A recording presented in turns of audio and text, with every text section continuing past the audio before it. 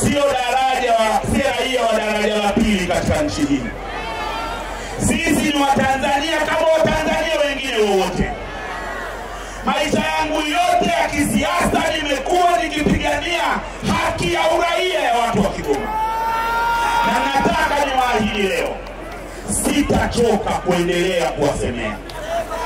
Na sitajali mtu anayemtetea ni wa chama gani, wa dini gani, anatoka jimbo gani, kwa sababu nimejipa huo wajibu ya kwamba kama ndugu zetu wa Masai, huwezi tofautisha Masai wa Kenya na Masai wa Tanzania.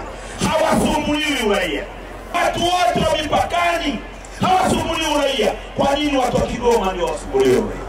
Nitaendelea kuwasemea, nitaendelea kuwatetea.